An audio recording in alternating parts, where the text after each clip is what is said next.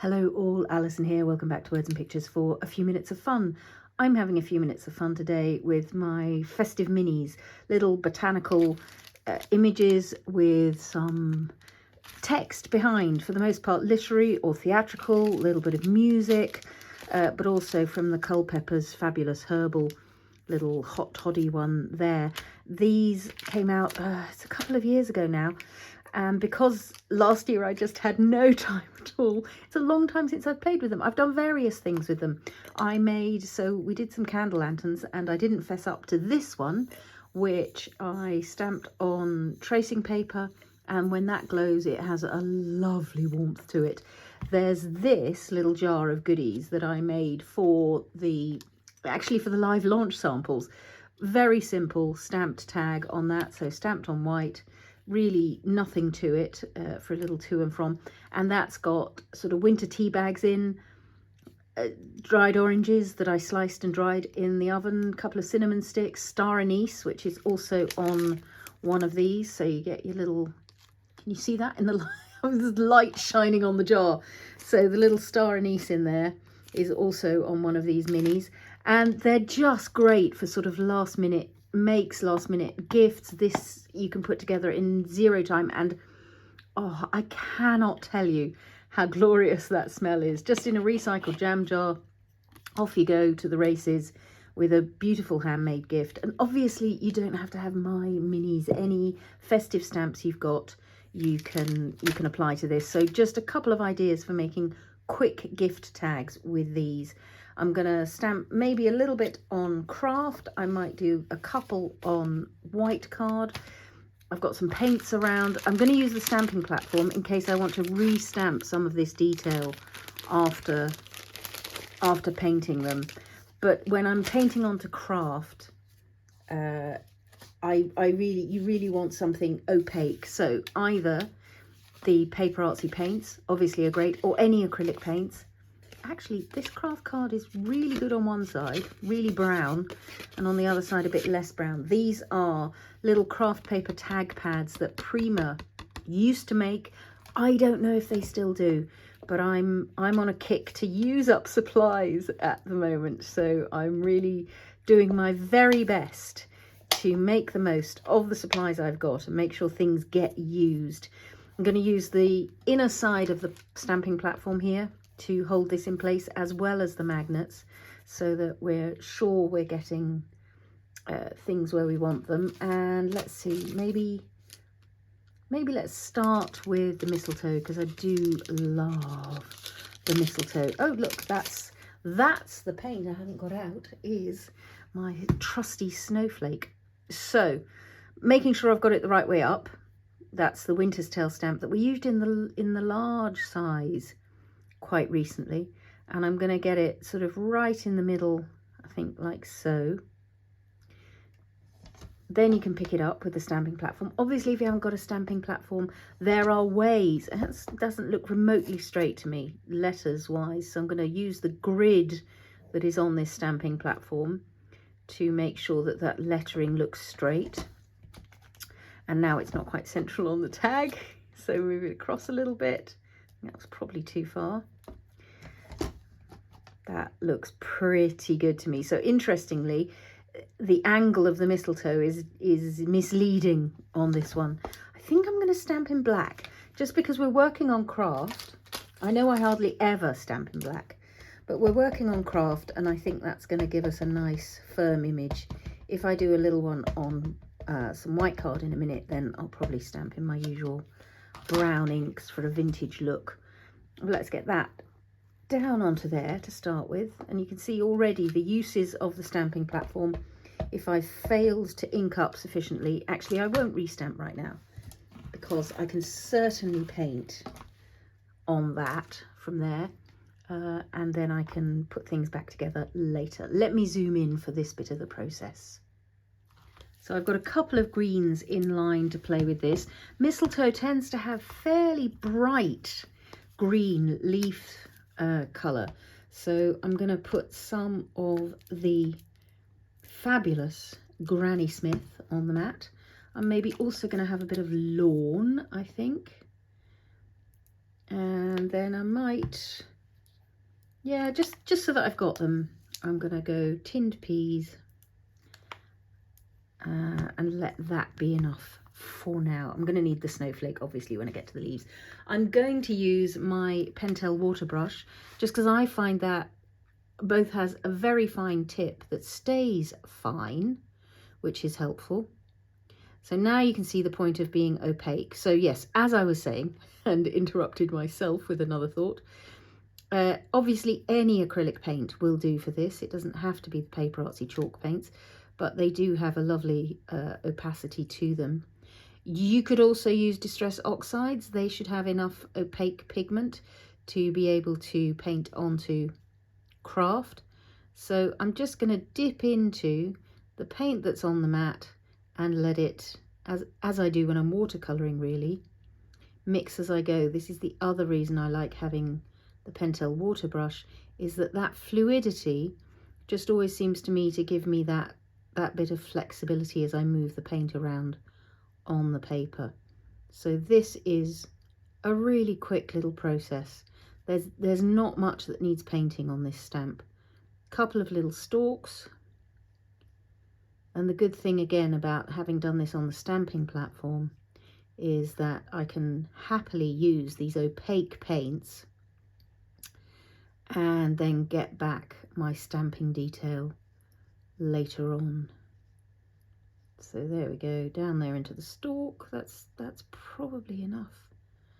And I love how the paint colours pop against the craft. That's just really satisfying to my eye somehow. So yeah, I'm mostly sort of trying to get a little bit of pale and a little bit of something slightly darker onto each leaf, just so you get that lovely natural variation of greens. I'm coming down the middle with that stalk, and you can see how the water brush just holds its point really nicely to allow that to happen. I could put a bit of shading onto the berries once I've got the white there, but I think I'm just going to go for some nice white mistletoe berries. So Snowflake is a fabulous bright white, just perfect. Couldn't ask for more if it'll come out of the paint pot. Trouble with me is I use my Snowflake up so fast. Okay, whites coming onto the berries here. And I'm really not even going to worry about dimensional shading. I think I'm just going to go with, look at that pop of white against the craft. Is that not magic? There's just something really pleasing about it. Down onto there.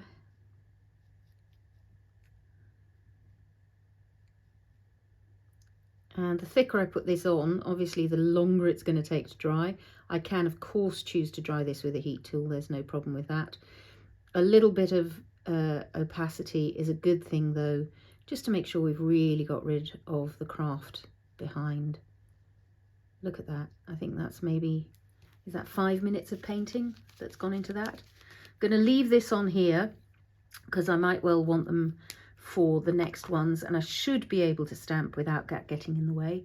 I'm going to give this a quick blast with the heat tool so that I don't end up getting paint into my stamp detail, and then we'll do the restamping. There we go. So that was maybe 20 seconds with the heat tool, if that. Just a few seconds to just, the PaperArtsy paints, the other reason I enjoy using them is they dry so fast. If you do too much heating, you're in danger of that sort of curling up a bit too much, which might mean that your restamping goes awry. Phew, just managed not to touch there. There you go. So that's all your detail back on that mistletoe. And as I was saying, if you haven't got a stamping platform, it's perfectly possible to line things up so that you can. Just have a little Google search.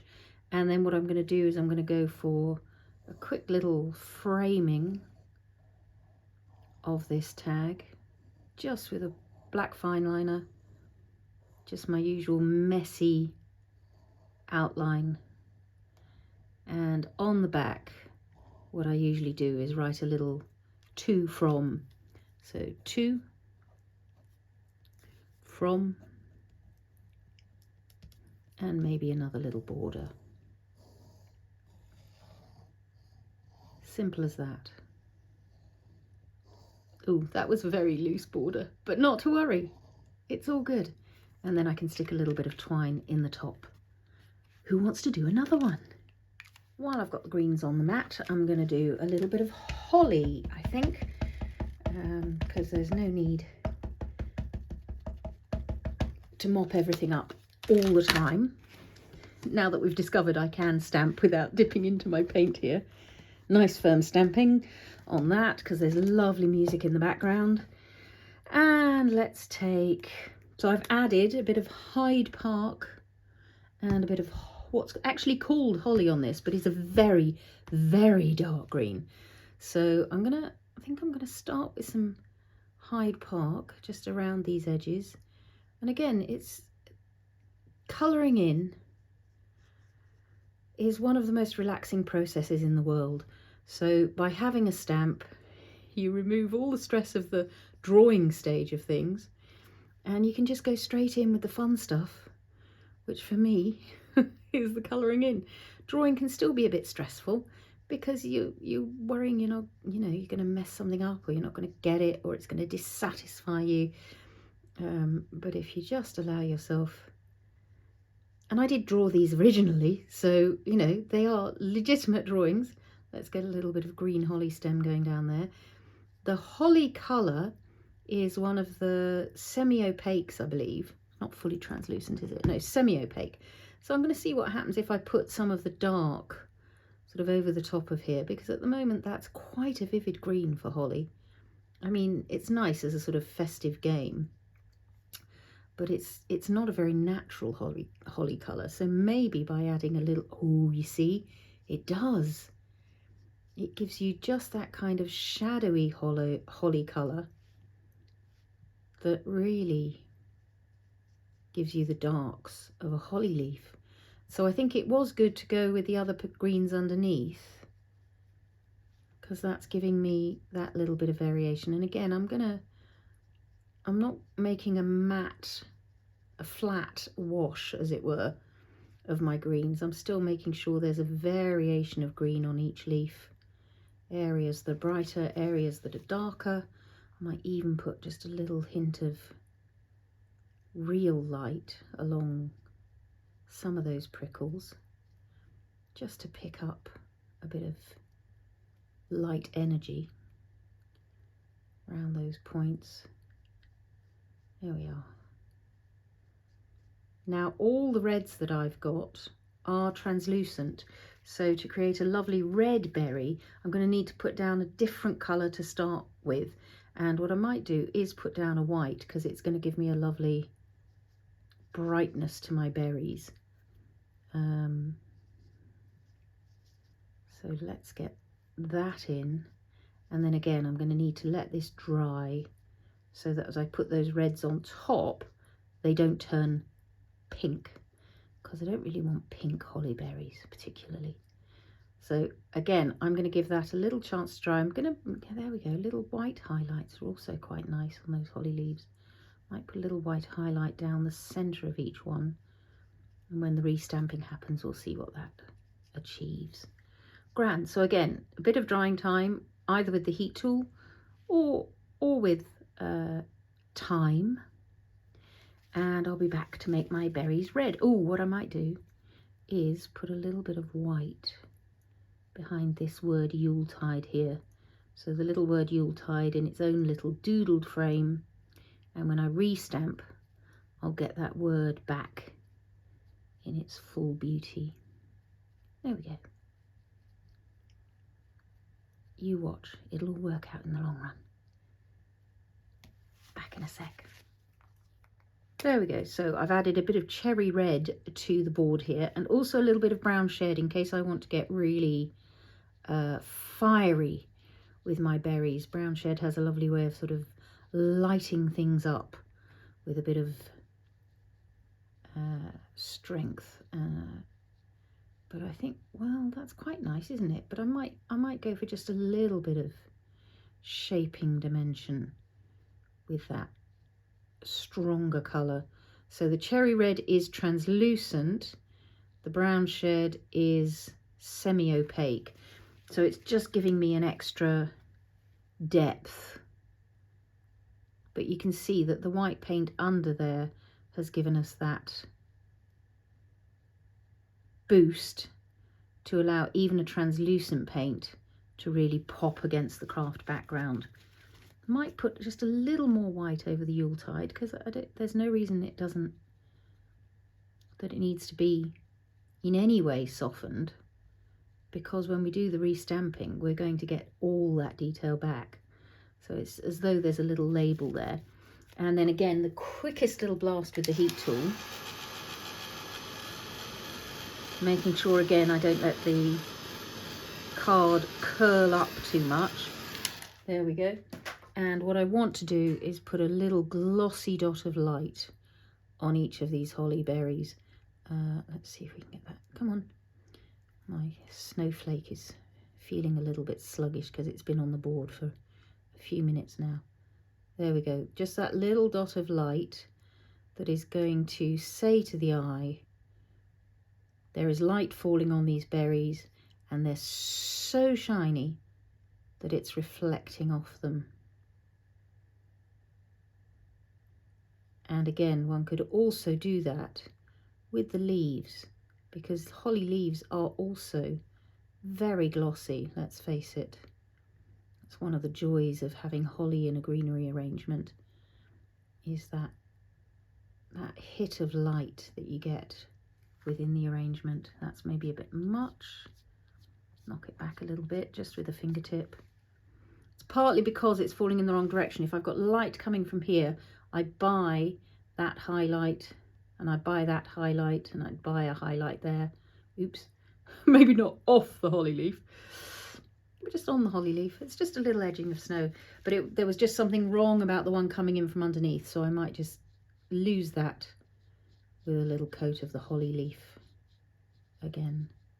And we'll just say that since that leaf is underneath the berries, it's more in the shade than the other ones. See, that's giving us really nice variation. Grand. Again, a tiny little blast with the heat tool, just to make sure when I restamp I'm not going to get paint up into the detail of my stamp. Let's ink it up again.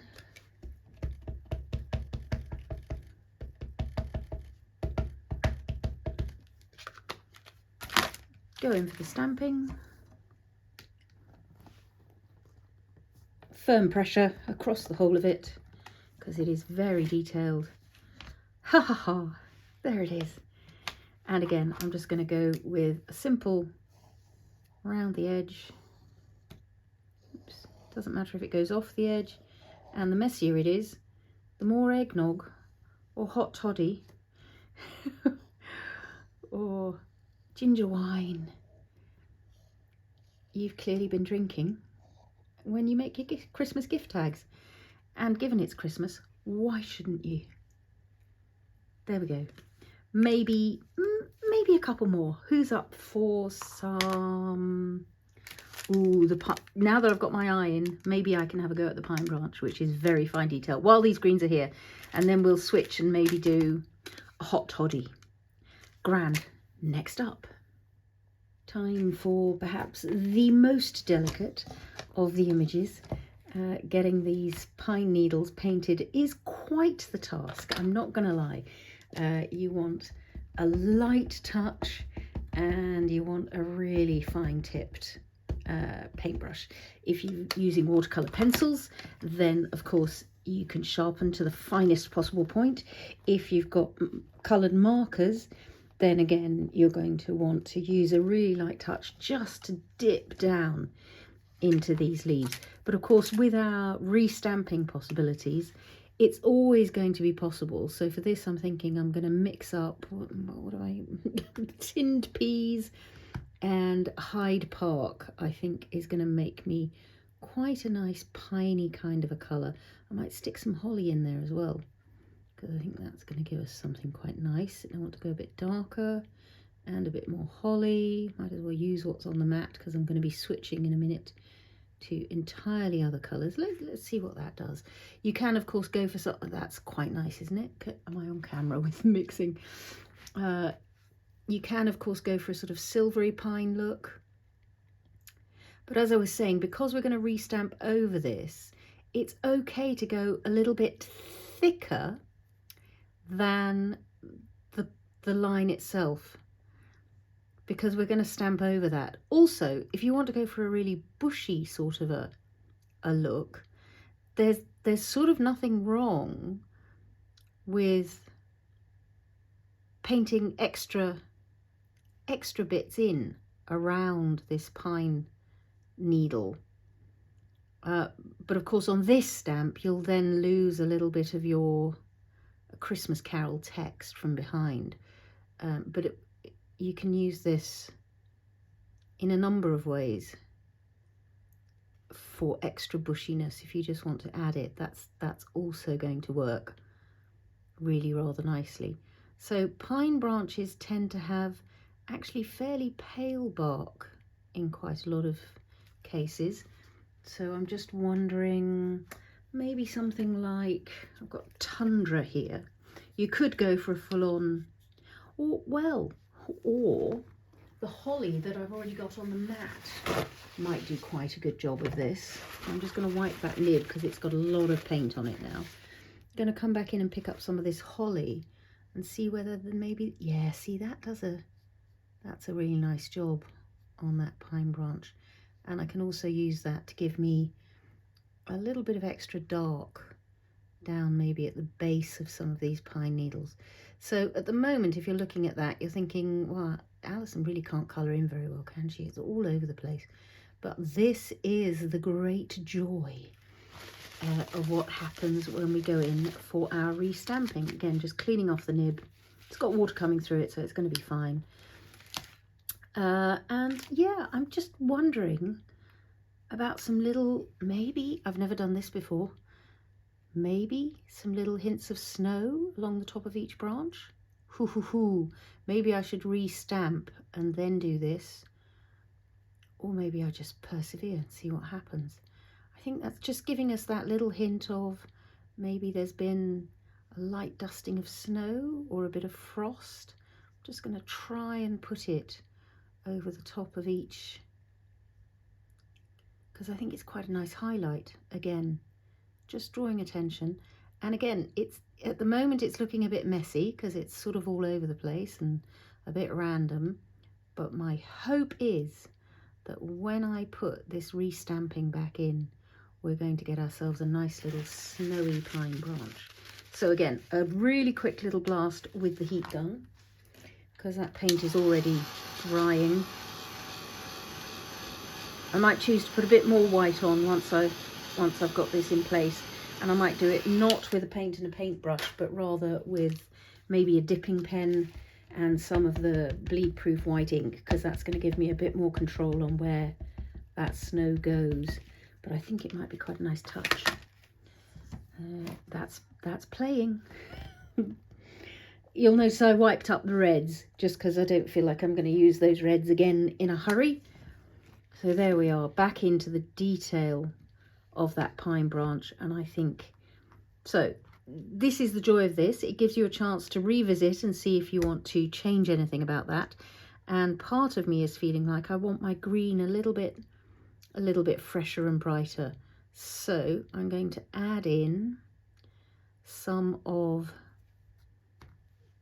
it's Granny Smith, isn't it? Yeah, the Granny Smith into that tinned peas, and give myself some places where the leaves are just that bit brighter. The needles, not leaves, are they? Definitely needles. But you can see now, again, I'm going outside the lines that I said it was really important to stay inside. But it's giving me a slightly bushier look. And then when I come in and stamp, again, I think you'll find that because the dark is coming over the top of that, it's going to give us quite a nice variegation.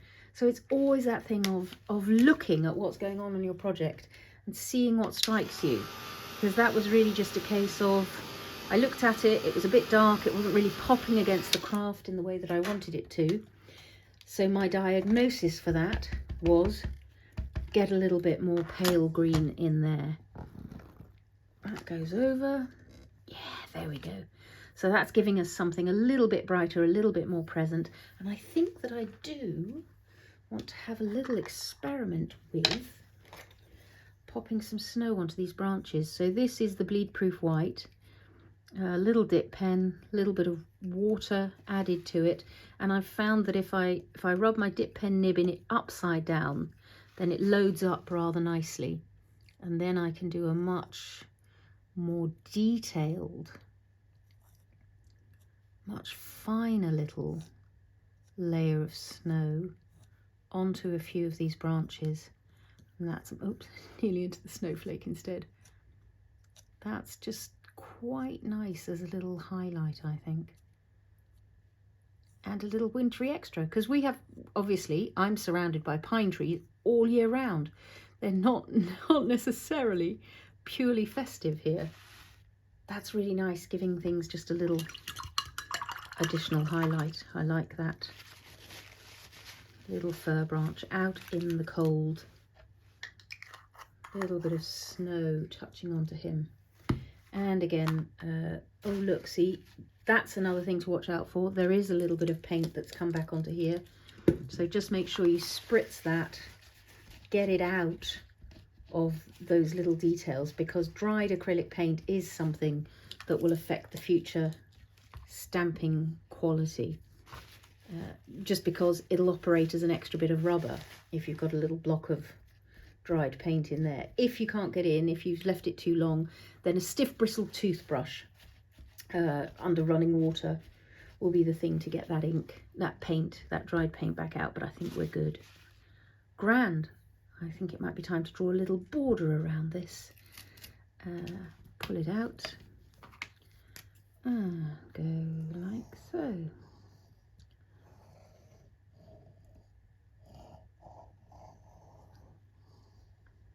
So as you can see, it really is just a couple of minutes per tag, really.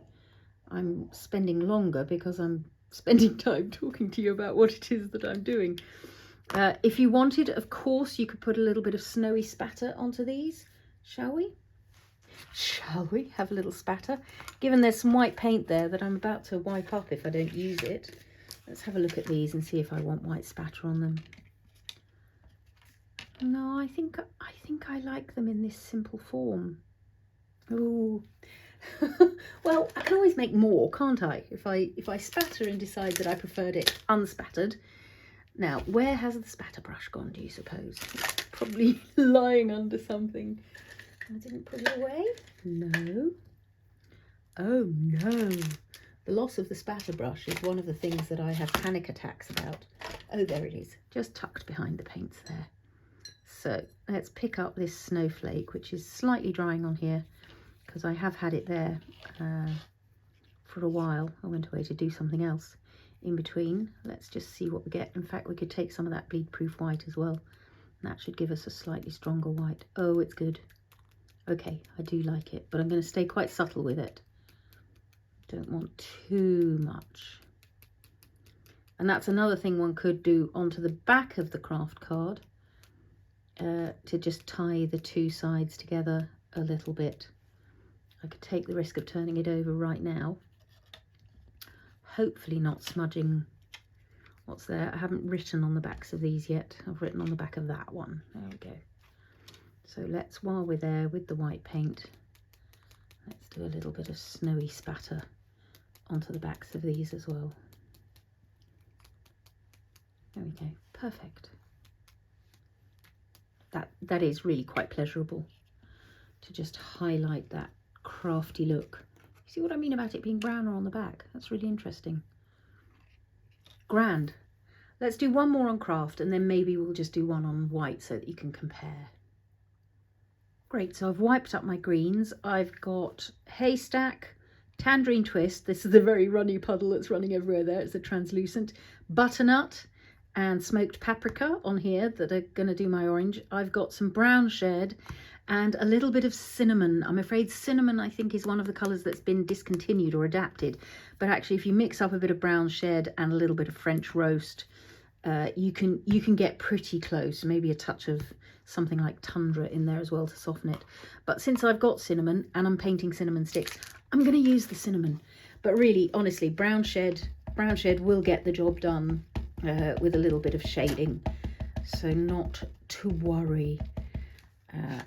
My experience with painting the oranges is that the lighter you go in the centre, the better things are. Stick to yellows. Don't think of the centre of an orange as orange. Has been one of my experiences. Okay, so here's a little Christmas garland that I made with these. So fussy cutting the elements from out of, these are stamped on white, not on craft obviously, but here you can see what I mean about the orange. The only real orange I've got going on is in the rind. The inside is mostly yellow with just little dots of orange going on. So yeah, that's stamped on white and mostly watercoloured. I might have used some watery frescoes in there as well, but I think most of those I've done watery watercolours. Right, so let's see what we can get against this fabulous craft background. I'm going to go with the yellows to start with. Going to put a bit of Haystack, but already mixed with that Tangerine twist, because I think the Tangerine twist gives us a lovely glow. And I'm gonna make sure I miss out the pith. Insert rude wordplay jokes right away of your own choosing. So I'm going to get some of this yellow flesh going, and I can add orange to it later. But really what I want at the moment, and again, any sort of warm yellows will do this job beautifully for you, just to get that glow of the orange flesh in there. And when I say orange in those terms, I'm thinking of the fruit orange as opposed to the colour orange. You'd think they could have come up with a separate word, wouldn't you? It makes it very complicated. So that's going there. In the long run, I'm going to put a little bit of my Snowflake to just highlight the pith in between there.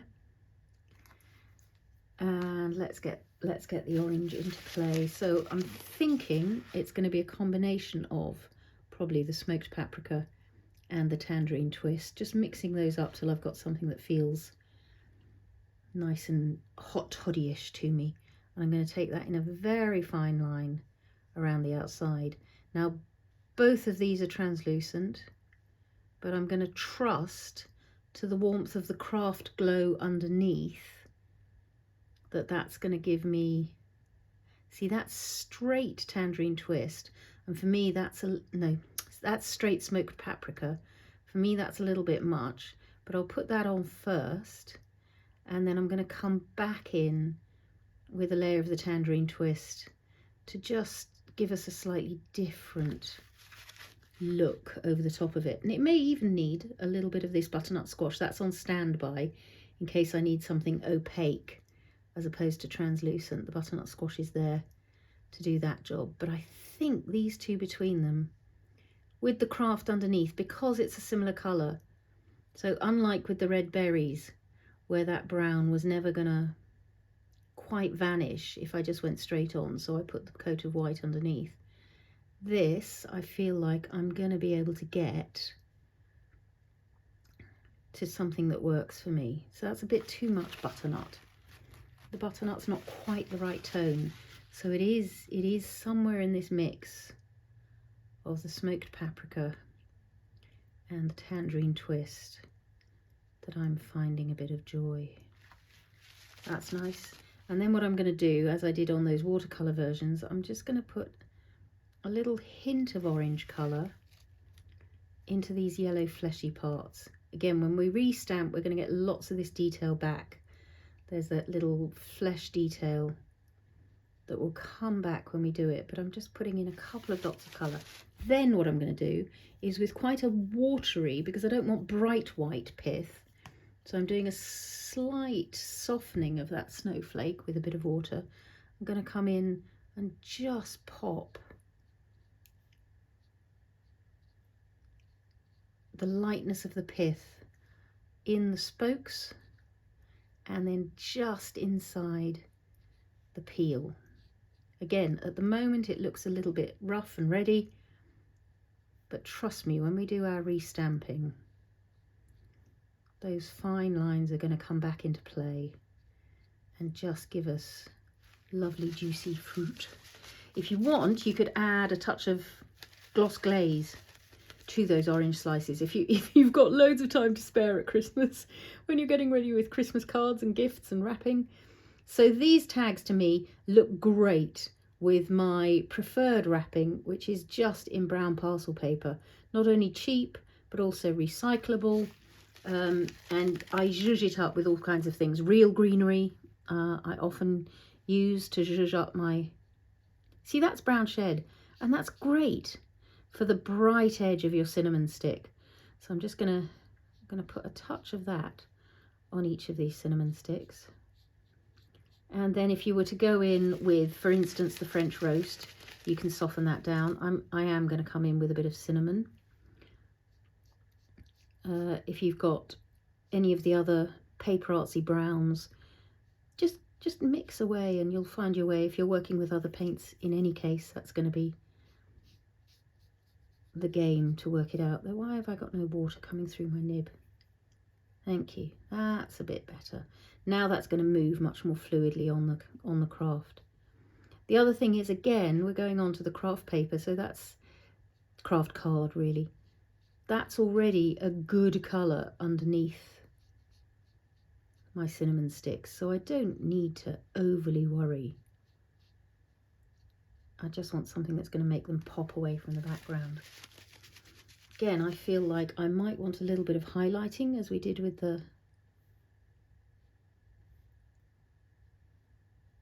pine branch. Just something that gives me that sense of the rotundity of my cinnamon sticks. So I'm just going down either side of them. Nice. And as we did with the other little label, this little hot toddy label, I'm going to give a little coat of watery white paint so that it will just draw the eye, and we'll be able to read about the delights of the hot toddy. Maybe just a touch more highlighting down the top of that cinnamon stick. And I feel like it might want just a little hint of yellow to it. It's going to need to be a very watery yellow. I just feel like I want to warm up those browns. Yes, there we go. That's giving me full-on cinnamon. Lovely, grand. So another quick little blast with the heat tool, and we'll be ready for our restamping and for all of this detail to come flooding back to life. I mean, I have to say, it's not bad even as it is, I think. It looks pretty good to me. I'm going to not restamp the Culpeppers bit over the top because that text is so fine that even millimeters, tenths of millimeters out will matter, whereas on the sketch, which is a little bolder, we should be fine. And there's my beautiful orange flesh come back to life. Another little outline just with my black marker pen. Of course, I'm going to have to do separate spattering for this one, aren't I? There it goes, up and down, messy, messy, wiggly, wiggly, like bad sewing. That's sort of the thing. Like somebody who lost control of the sewing machine, which is what happens whenever I do sit at a sewing machine. Loss of control is exactly what happens. So yeah, I will also turn these over and do my to's and froms. But let's just have one little quick go, maybe with painting onto white with watercolours, so you can see that, or, you know, I also, as I said at the beginning, I love these just stamped and left as they are. What's also great, stamping onto white. Ooh, maybe we'll do that. Yeah, you don't need to see me watercolour one of these. I've been watercolouring my botanicals left, right and centre recently. So I'll try and remember to link to a couple of those videos rather than doing any watercolouring of these today. I think it's more fun to see the paint onto the craft for a change. You can see me watercolouring botanicals onto white watercolour paper anytime, anywhere. There we go. But what is also quite fun is to take one or two of these and use white embossing powder against the craft background. So maybe what we'll do, and maybe the two bits of text I do adore in the Bleak Midwinter. It's just one of my favourite carols, but also poems. It was a poem originally by Christina Rossetti, and it's stunningly beautiful. There are two traditional versions of In the Bleak Midwinter settings. I like the one by Dark, that's Dark with an E. Don't really need to be on the stamping platform for this, so maybe what I'll do is wipe up this paint and come back to the mat. So given we're using opaque embossing powder, this is the fabulous Wow Opaque Bright White, which I love. It really doesn't matter what colour you stamp in. You can absolutely stamp in an embossing ink, but as I've mentioned before, when I'm doing a really detailed stamp, and these texts, these tiny texts really are detailed, I find that can be a little bit too juicy and too sticky for embossing with. So I tend to use an archival just for that finer look. Let's get down. And what I've done, as per usual, is forgotten to line up in advance anything to catch my embossing powder on. Ha la la. Why do I never have a piece of paper around to do that with? You'll do. Okay, grand. So lifting up. Might not have enough ink on there. Let's see. Come on, Wow Bright White. Prove me right. Prove to me that you can stick. If not, of course, I can always go onto the back. I think that wasn't quite juicy enough, my ink. Well, you know, I think it might just get me there. So we'll try embossing and we'll see if that's got me enough. So having proclaimed the virtues of not using embossing ink, I think I'm there now. I think I've just got enough going on. Let's get that back in there. It may also be partly, of course, because I spent time trying to find a piece of paper to use to clear it off. Okay, let's emboss that. I think we're going to be fine. Do you want to see? Yeah, let's. Oh, here we go. So that magic moment when you see the plastic granules melt, because it is going to become bolder as it melts. It's going to get a little bit brighter. It does say it's bright white, and I promise you, once it melts, it is bright white. Watch out for your fingers. This is the point where you might want to use a clothes peg, something like that, to hold it at a distance. I've become fairly good at aiming so that it doesn't. See where some of that has gone now and some of it hasn't. Some of it's gone bright white. So it's really easy to see when the job is done. That last little corner, Christina Rossetti's name, not there yet. So let's get that fully heated. There it is, the magic moment. It really is like a kind of joyous thing. Just the ale of long ago.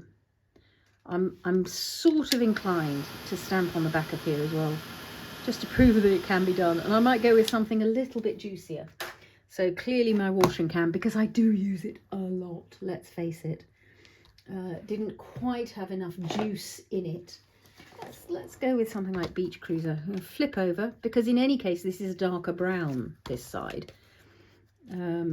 So the white is going to show up against it even better, hopefully. So let's make sure we've got plenty of ink on, because that might have been the other thing I did. It's, you know, it happens to all of us. Let's press down. Good firm contact right the way across. Ah, yes, you see, that's already that's already looking like something that's going to catch embossing powder, don't you think? I'll give it a little moment to just get into all the corners. There we are, joyous.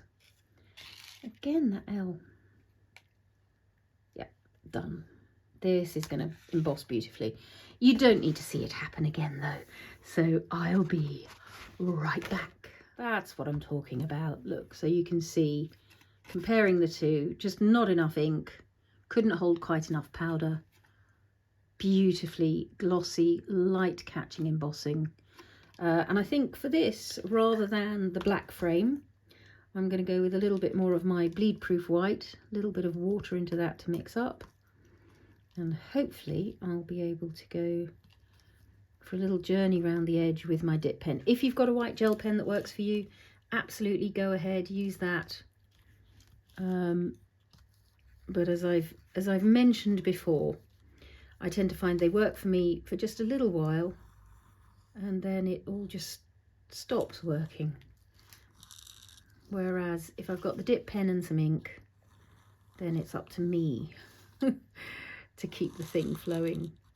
And as I say, this thing of leaning into the back of it with this, if your dip pen is not sucking up ink in a way that satisfies you, just dipping the back of the nib in can be quite a good way to load up. And also I found this Dr. P.H. Martin's Bleedproof White is pretty darn reliable. If you add a bit too much water, you'll lose a little bit of opacity, of course. It can't be bleed proof if you're taking away its solidity by adding water, but that's pretty good, isn't it? Maybe just a touch of spatter with what's left here. I think that could be quite cute. So let's get this out again, try it a bit, pick this up, see what we can get. There we go, perfect. That's a really fine spatter, so that's giving us something a little different than we had on the others, but that was because there was not very much of the ink left on the mat. You can always, if it's not making you happy, come back in, get a bit more, and get yourself a slightly more prominent snowy spatter. Just wondering about having a holly and an ivy as well, just so I've got two white ones to go with my 4 black ones. But again, you don't need to see that happen. I'm going to pop some twine into the tops of these and then I'll be back for a close-up. I do hope you've enjoyed that little bit of time with some craft tags and some simple painting of images. Again, you can apply these techniques to cards, to tags, to all kinds of things. And enjoy playing with whatever's in your stash. Thanks so much for your company and happy crafting all.